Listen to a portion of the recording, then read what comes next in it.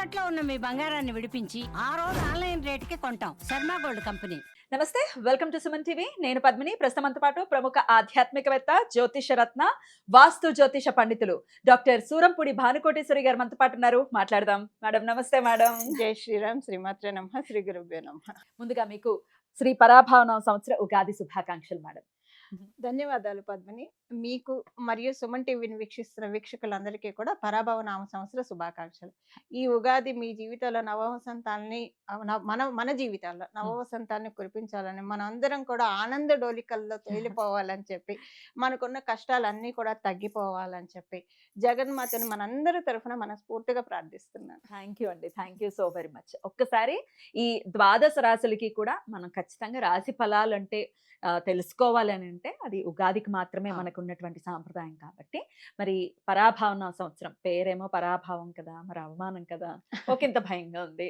మరి అంత భయపడాల్సిన అవసరం ఉందా? ద్వాదశ రాశులకి కూడా ఎటువంటి ఫలితాలను ఇవ్వబోతోంది? గోచారం ఒక్కసారి మీ ద్వారా తెలుసుకోవాలనుకుంటున్నాను. తప్పకుండా పద్మిని. పరాభవం అనేది గోచారం మనకి ఇప్పుడు జూలై నుంచి జూలై వరకు కూడా గురు భగవానుడు మిథున రాశిలో ఉంటాడు. జూలైలో మిథున రాశి నుంచి కర్కాటక రాశిలోకి వస్తారు. శనేశ్వరుడు మటుకు మీన రాశిలోనే ఉంటారు, శని మహారాజు. రాహుకేతువుల ట్రాన్సిట్ ఈ డిసెంబర్లో మారుతుంది, 2026 డిసెంబర్లో. వీళ్ళు ఏంటంటే ఊరందరిది ఒక దారి అయితే ఉలిపిట్టది ఒక దారి అన్నట్టు అనమాట. వాళ్ళు ఉండేది రిట్రోగ్రేషన్ లో ఉంటారు కాబట్టి కుంభం నుంచి మకరానికి, అలాగే సింహంలో ఉన్న కేతు భగవానుడు కర్కాటకానికి వెళ్తారు. బట్ ఇదేంటంటే ఒక మేజర్ ఇంపాక్ట్ అనేది డెఫినెట్ గా ఈ సంవత్సరము అన్ని సంవత్సరాలు వచ్చే మనకి ఉగాది ఫలితాలు ఒక ఎత్తు అయితే, డెఫినెట్ గా ఈ సంవత్సరం ఒక బ్యూటిఫుల్ థింగ్స్ అనేవి అందరి జీవితాల్లో ఉండబోతున్నాయి. అవమానం ఉంటుంది అన్ని రాశుల వాళ్ళకని కాదు, కొన్ని రాశులు అది మనం రాశి వాళ్ళకి మాట్లాడుకున్నప్పుడు ఏ రాశి వాళ్ళకు ఉంటుంది అనేది నేను స్పెసిఫిక్ గా చెప్తాను. బట్ ఇదేంటంటే ఈ గురు భగవానుడు కర్కాటక రాశిలోకి రావడం అనేదే అందరి జీవితాన్ని సువర్ణమయం. ఆయన ఏంటంటే మిడాస్ టచ్, ఆయన ఎక్కడ ఉంటే అందుకే గురుబలం గల వ్యక్తులు కూడా వాళ్ళ ఆరా ఉంటే అదేంటంటే వాళ్ళకి మిడాస్ టచ్ అయిపోతుంది అనమాట. సో అది గురుబలం, కేవలంగా గురుబలమే మిడాస్ టచ్. పట్టిందంతా బంగారం అనేది ఆయన ఇవ్వగలుగుతాడు. సో బంగారానికి కూడా బంగారం అనే లోహానికి అధిపతి కూడా. సో ఆయన కర్కాటక రాశిలో ఉచ్చ స్థానంలో ఉండడం అనేది ద్వాదశ రాశుల వాళ్ళకి, ద్వాదశ లగ్నాల వాళ్ళకి, 27 నక్షత్రాల వాళ్ళకి డెఫినెట్ గా ఒక అల్టిమేట్ టైం ప్రారంభం అవుతుంది. అద్భుతం. మరి ద్వాదశ రాశులకి కూడా పరాభావన సంవత్సరం ఎలా ఉంటుందో ఒక్కసారి మనం మొదలు పెడదాం. శ్రీ పరాభావన సంవత్సరం తులారాశి వారికి ఎలా ఉండిపోతుంది?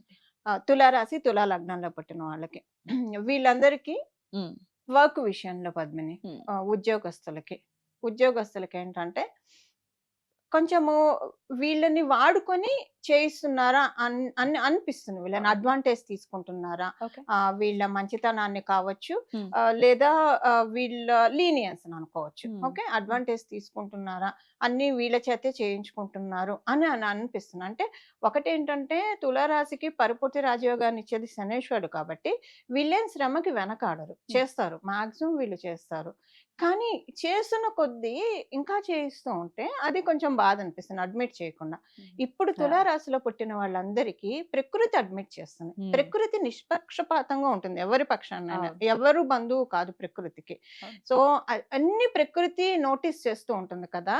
ఈ సంవత్సరం వీళ్ళు ఎవరికైనా పడబడ్డ ఇన్స్ట్రుమెంటల్ గా ఉన్నా కూడా వీళ్ళు ఉపయోగించుకున్న ఈ సంవత్సరం ప్రకృతి మొత్తం క్యాలిక్యులేట్ చేసి డిసెంబర్ నుంచి ప్రతిదీ కూడా వీళ్ళకి అంటే ఐ మీన్ ఒక హిందీలో ఒక సేయింగ్ ఉంటుంది కదా, ఊపర్ వాళ్ళ జబ్బి దేతా దేతా చెప్పరు పాడకే.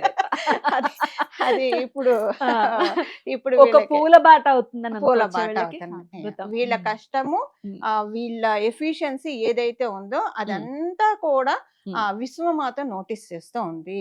10వ స్థానంలో మామూలుగా అయితే జ్యోతిష్యంలో 10వ స్థానము నైసర్గిక కుండలిలో గురు భగవానుడికి నీచ స్థానం అవుతుంది. దానివల్ల ఏంటంటే వీళ్ళు ఒకవేళ గురు భగవాను అక్కడ ఉంటే కనుక వీళ్ళని అందరూ వాడుకునే వాళ్ళు దొరుకుతారు. సో ఎక్కువగా అంటే ఆ కాంబినేషన్ అక్కడ ఉంటేనే నేను చెప్తున్నా, లేకపోతే ఈ పాయింట్ అప్లికేబిలిటీ ఉండదు. ఇప్పుడు అది వాళ్ళకి ఈ గోచార రీత్యా వచ్చింది. కాకపోతే వాడుకున్న మిస్యూజ్ అవ్వనీయకుండా ప్రకృతి కాపాడుతుంది. వీళ్ళది వీళ్ళకే ఇచ్చేస్తుంది. ఆ తర్వాత ఎవరైతే వీళ్ళని వాడుకుందాం అని ప్రయత్నించారో వాళ్ళకి పరాభవం ఎదురవుతుంది. సో వాళ్ళకి ఒక లెసన్ వస్తుంది, ఇలా ఉండకూడదు అని చెప్పి వాళ్ళని వాళ్ళు కరెక్ట్ చేసుకుంటారు. ఇలా అంటే ఉద్యోగస్తులకి కన్ఫ్యూజన్స్ ఉంటే ఉండొచ్చు, కాకపోతే దాంట్లోంచి ఒక క్లారిటీ కూడా ఇస్తున్నాడు గురు భగవానుడు.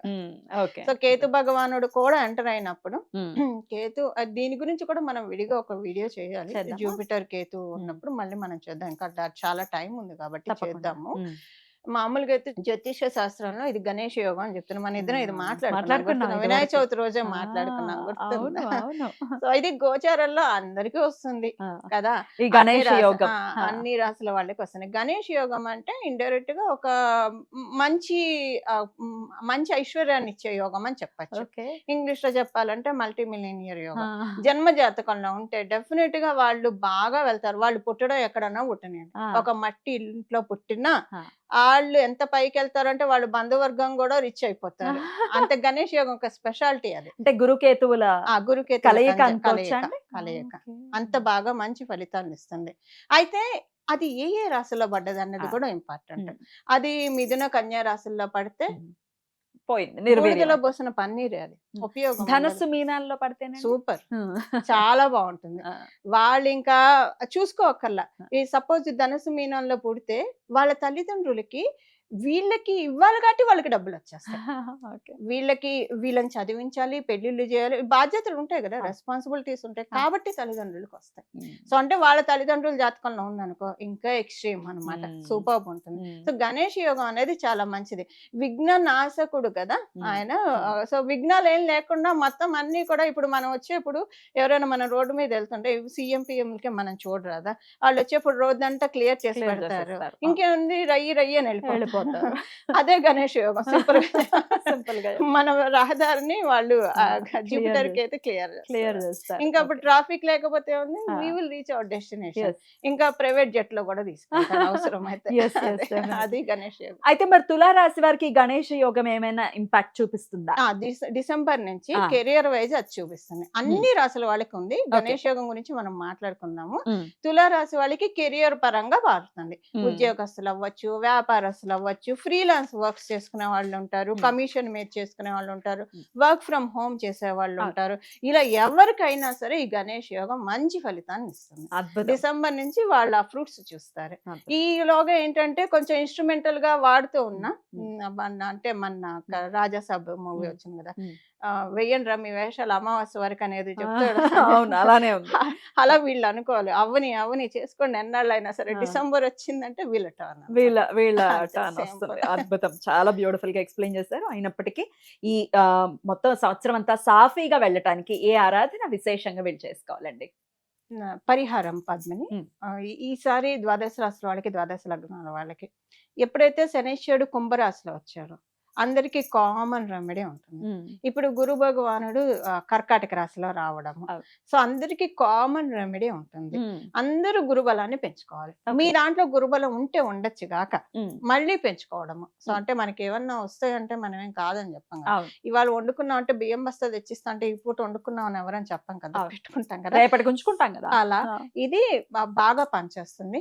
గురుమూర్తులను ఆరాధించాలి. గురు రాఘవేంద్ర స్వామిని ఆరాధిస్తారా, మేధ దక్షిణమూర్తి స్వామిని ఆరాధిస్తారా, దత్తాత్రేయుని ఆరాధిస్తారా, సాయిబాబాని ఆరాధిస్తారా, ఎవరైనా సరే గురువులు మీరెవరినైతే, లేదా కృష్ణం వందే జగద్గురు అంట, కృష్ణ పరమాత్మని మించిన గురువులు. సో ఇలాగ ఆరాధిస్తూ అమ్మవారు గురుమూర్తి రూపంలో ఉంటుంది. గురుమూర్తి, గురుమాత, గోమాత, గుహజన్భూమ అని మనకి లలిత సహస్రనామంలో ఉంటుంది. సో గురుమూర్తి రూపంలో అమ్మవారు రాజశ్యామల అమ్మవారి రూపంలో, సరస్వతి అమ్మవారి రూపంలో మనకి ఉంటారు. వాళ్ళనైనా ఆరాధించవచ్చు. ఎక్కువగా ప్రతిరోజు స్నానం చేసిన వెంటనే ఇమ్మీడియట్ గా ప్రతి రాశి వాళ్ళు, ప్రతి లగ్నం వాళ్ళు, 27 నక్షత్రాల వాళ్ళు దేవుడికి ఎలానో పూజ చేసుకుంటాం.